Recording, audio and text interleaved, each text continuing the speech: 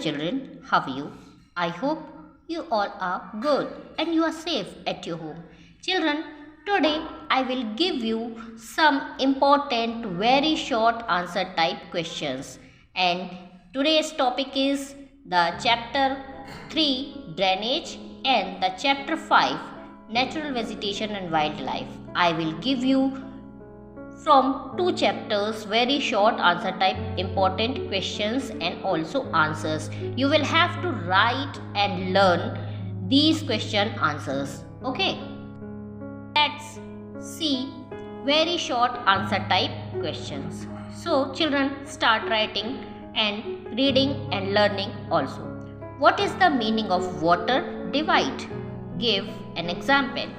Answer: any elevated area such as mountain or an upland which separates two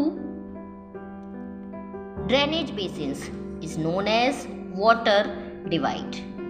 For example, the Ambala, the Indus and the Ganga river system are situated on a water divide. Children, कोई भी ऐसा area जहाँ से water दो हिस्सों में divide हो गया हो वह वाटर डिवाइड कहलाता है। जैसे कि अंबाला है या फिर इंडस रिवर है या फिर गंगा रिवर सिस्टम है, वहाँ पर वाटर डिवाइड है। वहाँ से जो ये रिवर सिस्टम है ये टू पार्ट्स में डिवाइड हो गए हैं, तो इस तरह का सिस्टम वो वाटर डिवाइड कहलाता है, जहाँ से कोई भी रिवर है जो वो टू पार्ट्स में डिवाइड होकर के दो अलग अलग डायरेक्शन में बहने लगती हो। फिर नेक्स्ट क्वेश्चन है, which is the largest river basin of India? Answer है the Ganga river basin is the largest river basin of India. फिर जो इम्पोर्टेंट क्वेश्चन है वो है, what is the place of origin of Indus and Ganga river? Answer है the Indus originates from Tibet near lake Mansarovar. The headquarters of Ganga called the Bhagirathi originate from the Gangotri glacier. तो children, ये आपको याद रखना है कि जो इंडस रिवर है वो तिब्बत मानसरोवर लेक के पास तिब्बत वहाँ से ओरिजिनेट हुई है, और उसी के साथ हेड क्वार्टर जो है गंगा का वह क्या कहलाता है? भागीरथी कहलाता है, जो कि गंगोत्री ग्लेशियर से ओरिजिनेट हुई है। तो ये तीन इंपॉर्टेंट क्वेश्चन मैंने आपको बताए। चिल्ड्रन, क्वेश्चन 4 जो है ये ज़रूरी नहीं है, आप पढ़ बस सकते हैं, इसे आप नहीं भी लिखेंगे तब भी चलेगा। क्वेश्चन 5 को आपको लिखना भी है, लर्न भी करना है। Why does the Brahmaputra carry a smaller volume of water and less silt in Tibet?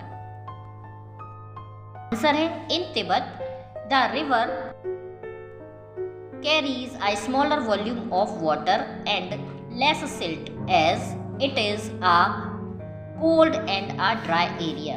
Tibet में जो रिवर होती हैं वो वाटर का स्मॉलर वॉल्यूम लाती हैं, और जो सिल्ट है वह भी लाती हैं। क्यों? इसका कारण क्या है? क्योंकि बहुत ज़्यादा कोल्ड और ड्राई एरिया ये होते हैं, इसलिए। ओके, फिर एक क्वेश्चन नंबर आपको देखना है, what is meant by drainage system? इसे लिखना है। तो आंसर है, the term drainage system refers to a river system of a region in which small streams flowing from different directions come together to form the main river.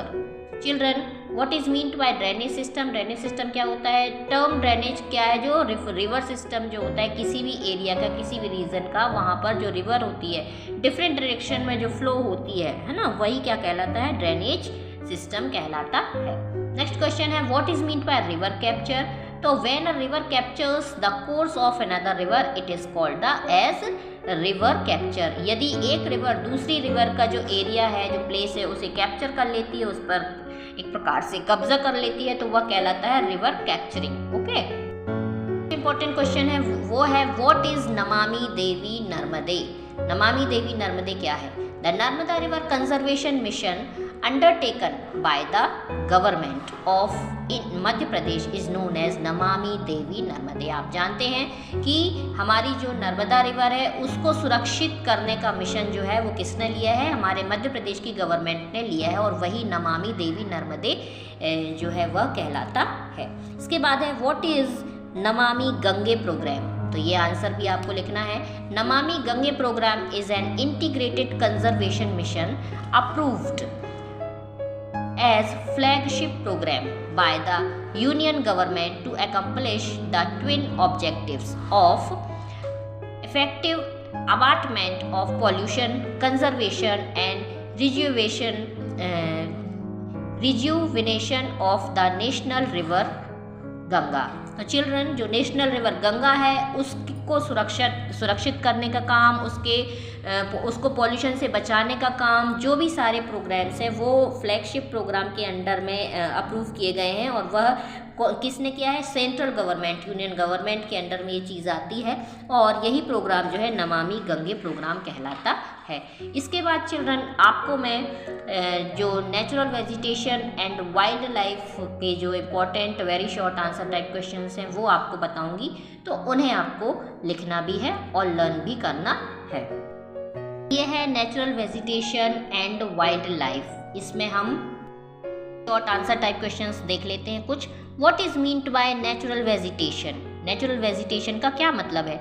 Natural vegetation refers to a plant community which has grown naturally without human aid and has been left undisturbed by humans for a long time।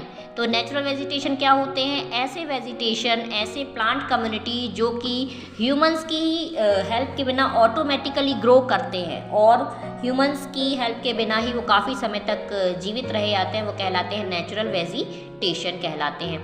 अब यहाँ पर एक important question बनता है कि विच factors determine the distribution of flora and Fiona in India. ये बहुत important question है, आपको बनना ही चाहिए। तो distribution of flora and Fiona in India is determined by various factors such as land, soil, temperature, photo period, that means sunlight, precipitation, etc। तो flora और fauna हमारे भारत में किस प्रकार से डिटरमाइन करेंगे, कौन कौन से फैक्टर उनके लिए ज़रूरी हैं? तो ये सारे लैंड, सॉइल, टेम्परेचर, ये सनलाइट, ये सारी चीज़ें जो है वो ज़रूरी हैं। ये 2 क्वेश्चन हो गए। इसके बाद आपको नेक्स्ट क्वेश्चन लिखना है, what is meant by forest? से आप क्या समझते हैं?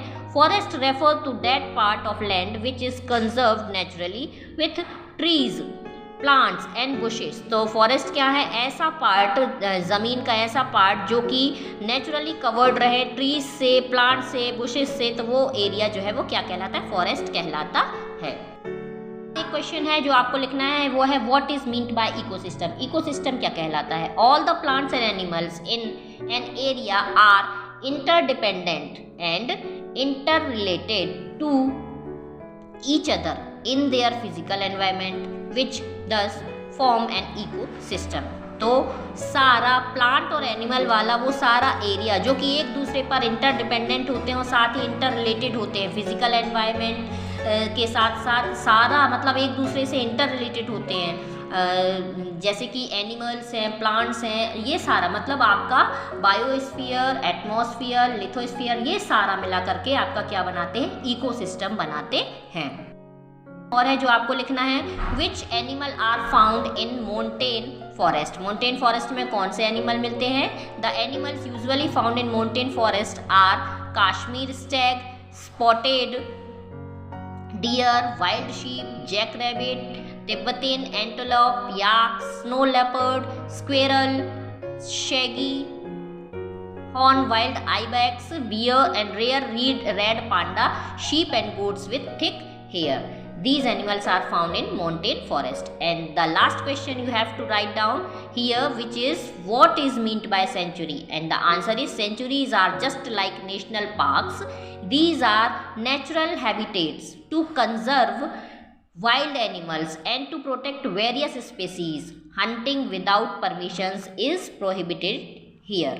तो चिल्ड्रन, ऐसे जो सेंचुरीज़ होती हैं वो नेशनल पार्क की तरह ही होती हैं और यह नेचुरल हैबिटेट होता है। मतलब ये होता है कि यहाँ पर वाइल्ड एनिमल्स जो हैं उनको यहाँ पर प्रोटेक्ट किया जाता है, जो उनकी डिफरेंट स्पेसीज़ होती हैं वो यहाँ पर प्रोटेक्ट की जाती हैं, सुरक्षित की जाती हैं।